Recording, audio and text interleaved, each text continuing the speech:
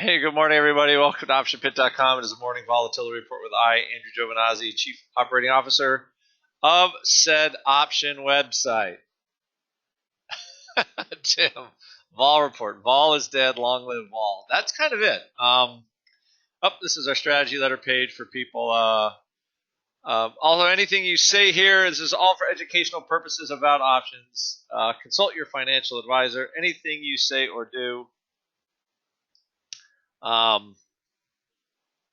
is your responsibility entirely. And I was talking. I didn't put out that note about getting rid of our last call spreads in Tesla. Anyway, it hit 300, so that's what we wanted.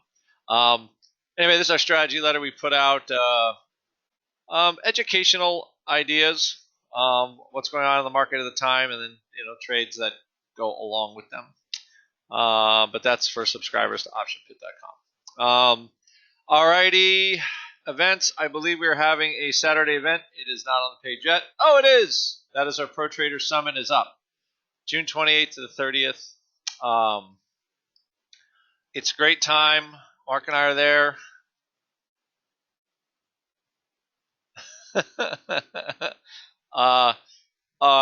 Talk about trading, talk about from professionals in the industry. It is at the CBOE. It is a great time. Probably learn something and have a good time. Oh, Mark's got some good speakers too lined up. And with that, let's go to what is not really happening, which is volatility.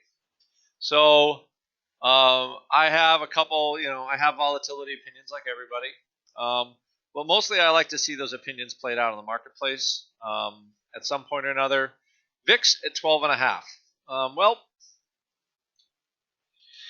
I think you've got a couple of things going that's just locking up vol. It seems the underlying economic picture is pretty good.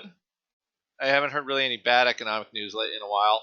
However, there's a lot of let's just call it noise coming out of Washington, which is normally what it produces.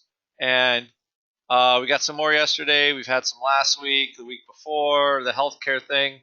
So it's kind of kicked off a thing where there was a lot of positive feelings about what could happen out of Washington, and then reality just sort of rained on everybody's parade, and now we have mostly just confusion, talking, and rhetoric and stuff like that. It stopped the advance of the S&P 500. Pretty dead. Didn't quite get to that 240 mark in the SPY. What it hasn't done is it hasn't stopped the decline of realized vol. We have 60-day realized vol average is under 7%, which is, I'm trying to think, probably 10 years ago is the last time I've seen it that low for a sustained period of time. Yet VIX is still 12.5. It has dipped to the high 10s, mid 10s. I think we even saw a single-digit VIX print during the year. We don't have a lot of realized vol. However, there's a lot of, let's just call it, there's just uncertainties. So as we go down for the index, we have slightly higher volatility. We have this French vote, I think, still lingers. Everybody's got some bad memories of the Brexit vote. You've got a pretty solid contango of volatility. Now looking into May, May 5th here is 30 days away. 10 handle and vol, still not really high, but you get to the lower end of the curve here, and we're talking, we're in the 9s essentially. And we have an on-farm payroll at the end of the week. Could deliver something that's giving us a little bit more vol. That will probably halt the vol decline. We did get a little sell-off yesterday. After a pop in vol, we got a little bit of a decline. And I think, again, it's almost like the algos hear some news, they buy up some juice, and then nothing happens. And then they sell it all back out again. There's just not a lot going on.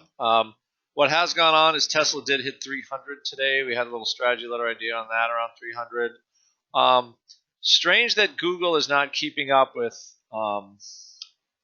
Amazon, although it's very close to its all-time highs. It's not doing what Amazon is doing, which is just continuing just to blast away. So we'll take a look at that.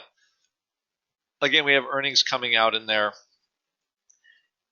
Everything else, there's really no more movement in oil. It's kind of dead. There's just a lot of deadness around And as far as the vol products go, I think the vol products are going to be hung up here because you've got a VIX cash that's trading around 12.5, but realized vol, which is much lower. And what that happens is that's just locking up the volatility futures from really moving, right? Because if VIX was 11.5, which is probably closer to where it should be, or 11, that would make our April future $2 over parity, right? Much more susceptible to decay, much more susceptible to movement. Notice even into May, all the way out to May 17, 1360. So you've got a super flat vol curve here going out to May. So normally that means to me that we're kind of looking for an event, but they have not been able to bid the event up very much.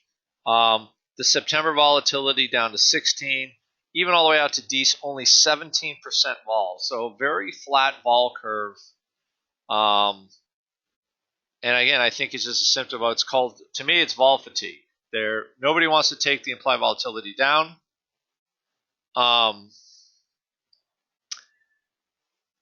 But the market's not moving either.